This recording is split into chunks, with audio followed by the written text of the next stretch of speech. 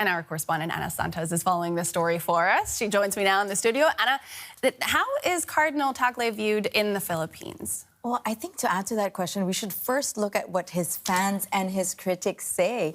His fans call him the karaoke priest because, you know, he sang a song of the Beatles and it went viral.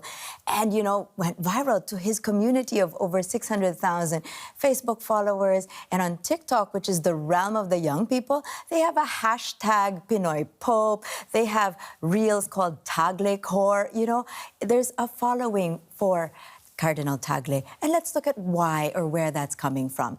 He's made very inclusive statements welcoming communities that were traditionally seen as outsiders or as sinners by the church. So these are the LGBT communities, the unwed mothers, the people who are divorced. Philippines is the only country in the world without divorce, apart from the Vatican. So he's seen as a welcoming, a very kind cardinal, and someone who is not just preaching at communities, but making them part of the conversation. Let's look now at what his critics say, the other side of the coin. His critics have, you know, rebuked him for, they say, a slow response to condemning the brutality of the drug war under the Duterte administration, where we saw thousands of mostly poor young men who were just slaughtered in their homes. And then there's also the rebuke about him being not able to address the clergy abuses in the Philippines. This was made by an international watchdog that monitors clerical abuse.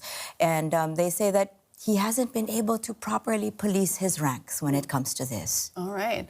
He does stand for a more inclusive approach and a push towards a more inclusive Catholic Church, but he does have fairly conservative views when it comes to abortion, birth control, euthanasia. Just to zoom out from the Philippines a bit, where do Catholics worldwide stand on these issues broadly?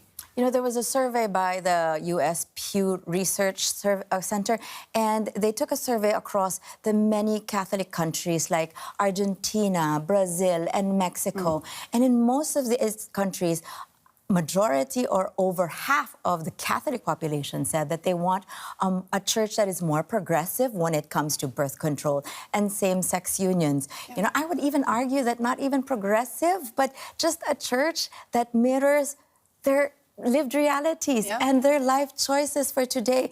What do these surveys say? I think it says that the Catholic community wants a church that it has embraced, to embrace it back. And by embracing it back, it means embracing even their life choices, the most intimate ones. And that includes who they love and how they choose to love. Very much so. What challenges will the next Pope, whoever that may be, face? That's true. It's a big one, right? Whoever puts on this white cassock is going to have to fill in big shoes that started by, you know, the legacy of Pope Francis about a more inclusive and welcoming church. But I think right now in this current state where the church is, I mean, the whole world is filled with divisiveness, war, conflict, and climate anxiety, the climate crisis, this new Pope, whoever it's going to be, will have to offer not just compassion, but also hope. That's a fine word to end this talk on. Thank you so much, Thank Ana Santos. you for having me. Well, our correspondent, Ana Santos, is following this story, of course, and joins us now in the studio. Talk to us about this cardinal who many think might be the next pope. It's Luis Antonio Tagle. He's well known in the Philippines, but what's he known for there? You know, Terry, he has a nickname, the karaoke priest. Cardinal Tagle is known as the karaoke priest, and you know how popular karaoke is in the Philippines. It's like a national sport. And I think this can speak to us about his popularity and his relatability. He has over 600,000 followers on Facebook and on TikTok, which is the platform of the youth. There are hashtags Pinoy Pope and Tagle memes and videos about him. So this can really talk to us about how relatable he is. And we've seen also his persona as someone that is open, loving, and compassionate. He's made very inclusive statements about communities that have been traditionally marginalized by the church. So we can see that Cardinal Tagle doesn't preach at people. He tries to connect with them and build a community with them. And apart from that relatability, we can go into his experience. He was former Archbishop of Manila, so he has the experience of leading a large pastoral grassroots community, and he holds a department or a position in the Vatican, head of dicastery, which is like evangelization. If the Vatican had a marketing and global communication strategy department, that would be it, and Cardinal Tagle is on top of that. Interesting. So he is well plugged into the Vatican. Yes. He has a big following back in the Philippines. But what about the larger community, Catholicism around the world? How would he represent the Catholic Church to the rest of the world? I can tell you what he represents to the Filipinos, 80% of whom identify as Catholic. You know, there are accounts of him being a very simple person. He rides public transport. He dines with the destitute. He has made very inclusive statements about the LGBT community, unwed mothers, migrants, for example. And, you know, these accounts tie into the words and his actions. He still goes to his neighborhood barber for his haircut when he's in Manila. Cardinal Tagle, by these accounts, embodies the Catholicism that many Filipinos were raised to embrace, the values of compassion, being non-judgmental and inclusive. But in the recent years, we have seen many identify as detached from the church because we don't see these values reflected back to us.